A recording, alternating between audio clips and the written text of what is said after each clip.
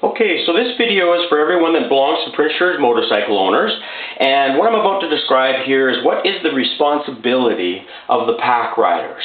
We have videos that describe what the rear rider's responsibility is. We have a video that describes what the front rider's responsibility is, the lead rider. And now what I'm going to do is describe basically when we're traveling as a pack, whether it be in town. Most of our rides are in town, so we basically like foothills, Peden Hill type area, College Heights, up the Heart, things like that. And there's always 2 lanes going one way and 2 lanes going the other way. So we're pretty much safe and everything else as far as any oncoming traffic and stuff like that. So I'm going to show 2 scenarios here. I'm going to show this template, and then I'm going to show another template. Just keep in mind that this is not in scale. So because there's actually, on this particular one here, there's 7 bikes, this is about 3/4 to a block if we're stretched out properly. And then, so just remember it's not in scale. So what I've got here is I've got all these bikers. We're in a pack, and what I've got is I've got a bit of a driver back here that's a bit of an aggressive driver. Most drivers we encounter will look at our pack of riders and they'll basically back off. They'll just back off and give us the room we need. They'll turn around, they'll get into the other lane, and they'll pass us. If they want to go faster than us, they will go faster than us in the other lane, and then they'll pull into the right lane and make their right-hand turn and so forth. But usually they'll see. But every now and then we encounter aggressive drivers, and this is what's important when we're doing pack riding, when we encounter an aggressive driver. So the purpose, your responsibility as a pack rider is to look out for each other. And you have riders on the outside lane and you have riders on the inside of the lane. The lead rider is always hugging that center lane. So the riders that are on the outside of the lane, their responsibility is to really keep an eye out for anything that could come up from the ditch and so forth, or anybody that's coming up to stop signs and so forth. The riders on the inside of the lane, their job is to keep control of the traffic, to keep the pack safe. And so let's say we have an aggressive driver here that pulls out like this, and he decides he's going to race up here, and he knows he's got a right-hand turn coming, but he wants to get into our pack. If you see that happening where you've got an aggressive driver, what we need to do, or any driver that wants to enter our pack, we need to close up the pack slightly. So what happens is let's say this rider here sees this truck coming up, and then all of a sudden this truck is signaling to get into our pack. He's going to pull up slightly like this, and the other riders are going to follow his pace and follow his suit. What we're trying to do is we're trying to prevent an aggressive driver from entering the pack. If we get an aggressive driver in the pack, one of 2 things happens. One, we end up with the pack itself separated, and we can even end up with another vehicle trying to get in there. Or 2, we actually happen to end up with an aggressive driver that's in there that literally, as far as we know, could be drunk. We don't want to allow any trucks for any reason, unless it's a last resort. We don't want to allow anybody, any other vehicle, to enter our pack. Our pack has to be, you have to think of our pack as like a bus or a chip truck or a logging truck. We're a large group of vehicles moving, and the last thing we need is somebody who's aggressive or pissed off or whatever, we don't know what this guy's doing, into that. Okay, so what we do is we close up our ranks, we pull up and we close up our formation slightly. If these people notice it, they'll pull up too, pull up, and they'll cram up our pack a little bit.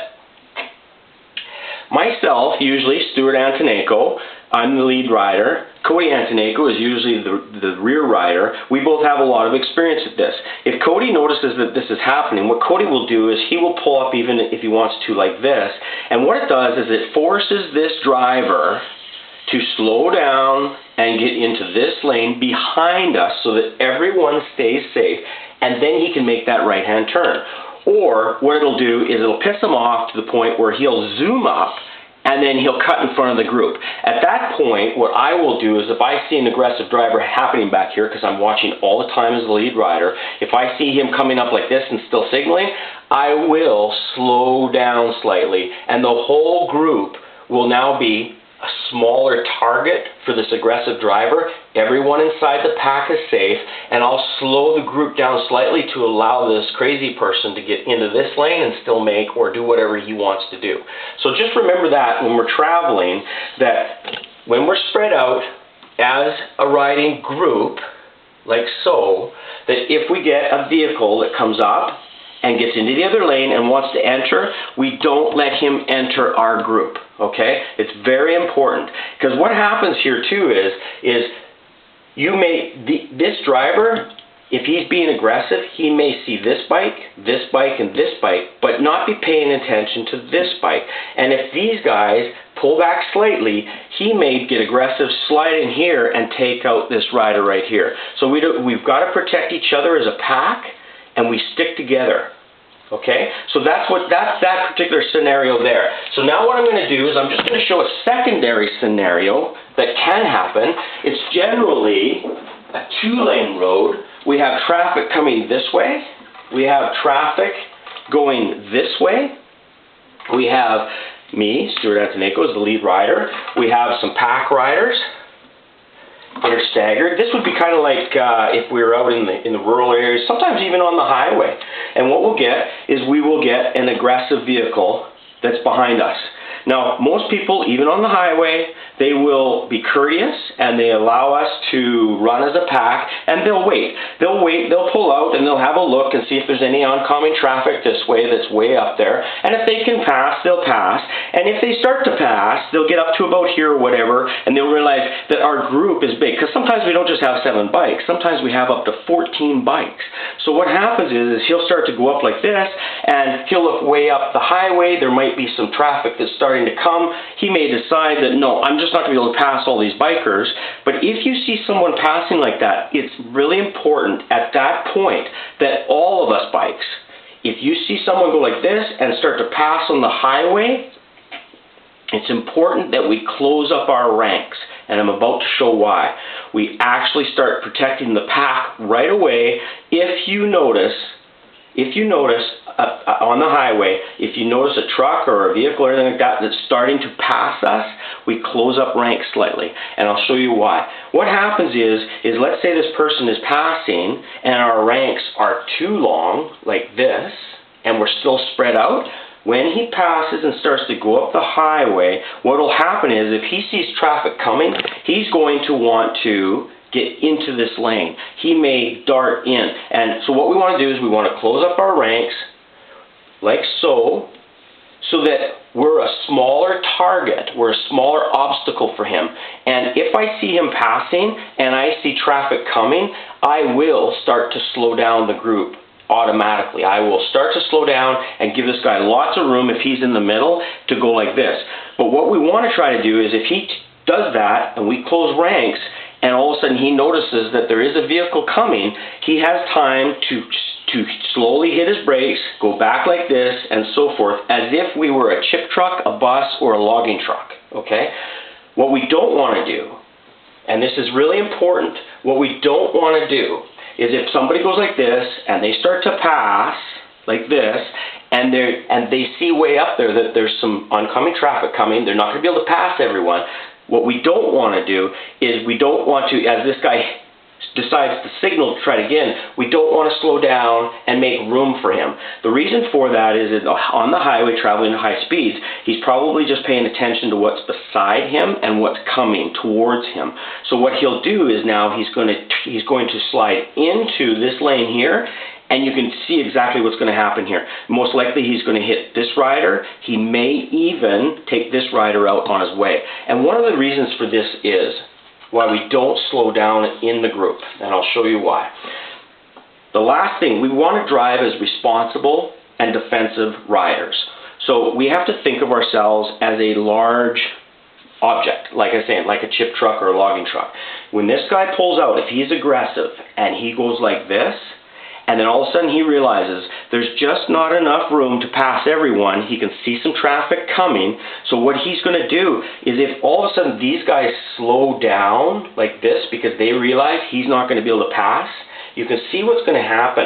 If this guy decides to slow down too, and slow down too much, what will happen is as he's passing, he'll hit his brakes, and you can exactly see what's happened here. We have now blocked off his retreat. And that's a really dangerous situation on the highway. We do not want to block a driver's retreat, because now there's traffic coming like this. So now let's say there's a car coming like this. He's pulled back because he's going to pull behind the group. He may not even see these riders, and he may plow right into them, or he may have to go all the way back even further and get there, and by then it might be too late. We don't want to create a situation where he may get into a head-on collision where he's just going to want to go like this into our bikes. So I know I'm being a little bit long on this video, but I want to make it very clear, because every now and then we do go out on the highway for about 10 minutes or whatever, because we have to get to a rural area where we can drop it back down to 60 kilometers an hour. So once again, if a driver pulls out on the highway and he goes to pass the group, as he's passing you, pull yourself up a little closer to the bike in front of you. As he gets to here, these riders should pull up, and we should all get a little bit tighter on the highway. And then what happens is, if for whatever reason this driver sees oncoming traffic, he can easily touch his brakes, go like this, and slide in, and we have not blocked his retreat. If anything, we have shortened the space that he needs to get recovered from, and if anything, what we've allowed him to do is actually given him more room for a retreat. And what we're actually doing by tightening up the group is preventing the possibility of a head-on collision, or him having to, because this vehicle's coming like this now, he can just go like this, or forcing him in. We're preventing from forcing him into having to go like this, because we've no longer blocked his retreat. So this is on a highway situation, and the other template was for in town. So that's how we protect each other as a group. Again, on the highway, we just, as a truck or whatever passes, we close up our ranks slightly, and as he keeps going, we close up our ranks. And then that way, if for whatever reason he cannot get past the group, he's got lots of room to pull back, and there's nobody there for him to hit, and we have not blocked his retreat.